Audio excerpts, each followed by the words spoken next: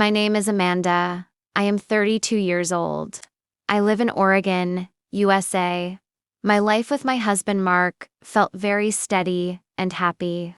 We built a comfortable home together in a quiet neighborhood.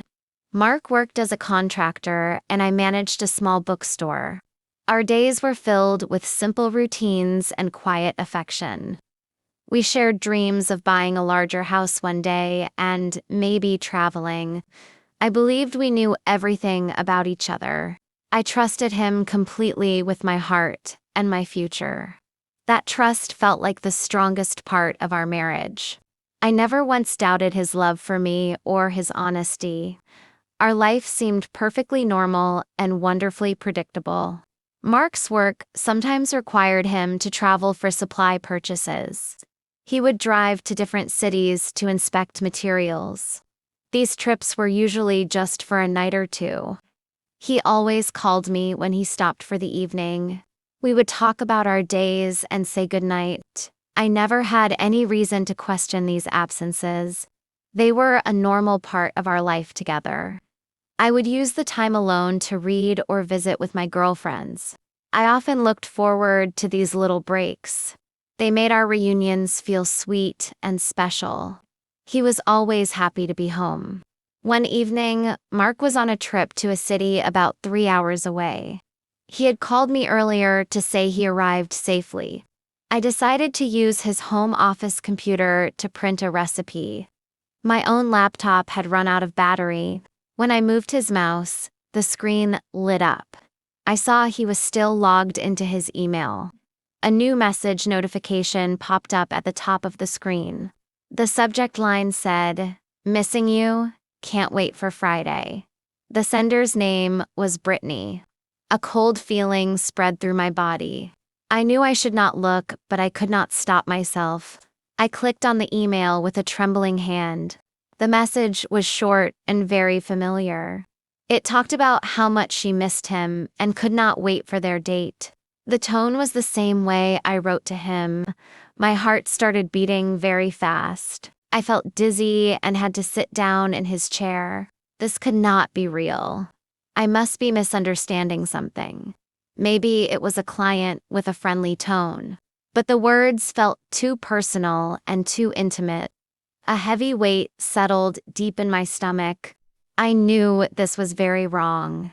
I started looking through other emails in the inbox. I found a whole chain of messages between them. They talked about meeting up and shared jokes. I saw photos attached of them together at a park. Then I found an email with a flight confirmation. It was for a trip to Las Vegas from 6 months ago. I remembered that trip. Mark told me it was a mandatory work conference for a whole week. The emails described their hotel room and seeing shows. They called it their honeymoon. The word made my blood run completely cold. I kept searching and found a scanned document. It was a marriage certificate from Las Vegas. It had Mark's full name and signature right there on the document. The other name was Brittany Miller. The date was from that same trip he called a work conference. I felt a scream building in my throat, but no sound came out. My husband had another wife. He legally married another woman in another state. The room started spinning around me. I printed the certificate and a few of the emails. My hands were shaking so badly I could barely hold the papers. I packed a suitcase with my clothes and personal items. I moved like a robot, not feeling anything.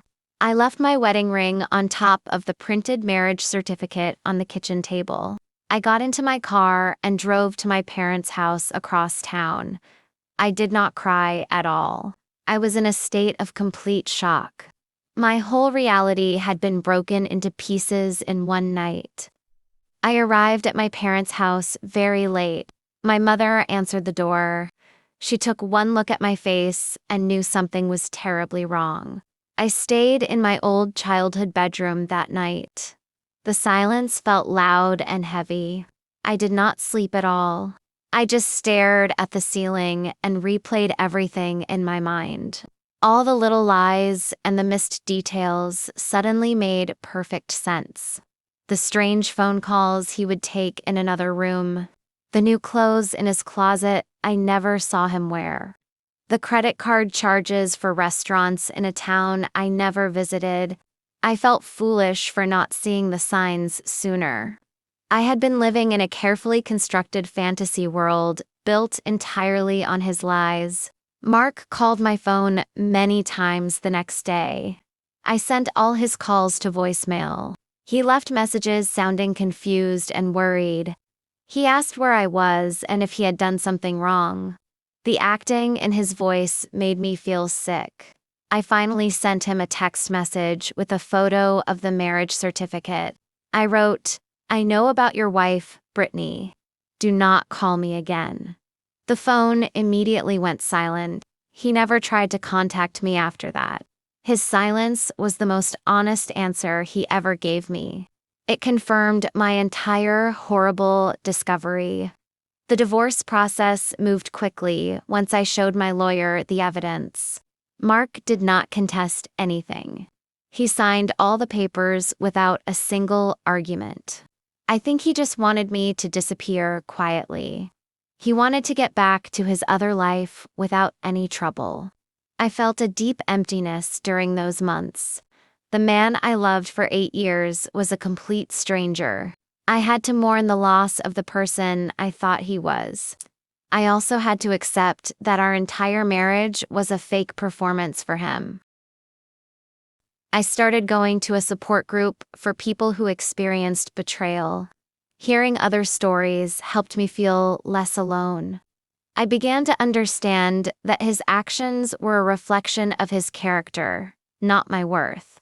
I started taking better care of myself. I went for long walks in the park and reconnected with old friends. I focused all my energy on my bookstore. I made it a more warm and inviting place. These small steps forward gave me a new sense of purpose. I was rebuilding myself from the ground up. Now, I live in a small apartment near my bookstore. I have good friends and a peaceful life. The sharp pain has faded into a dull memory. I do not think about Mark every day anymore. I have learned to trust my own judgment again. I am more careful with my heart, but I am not closed off. I believe there are good and honest people in the world. I know I am one of them.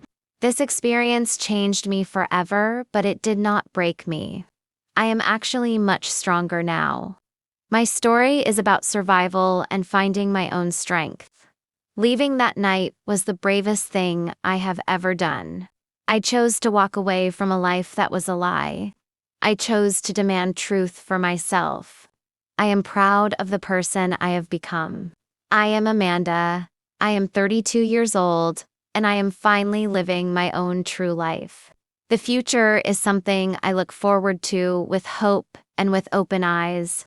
I know my own value now, and that is a gift he could never take from me.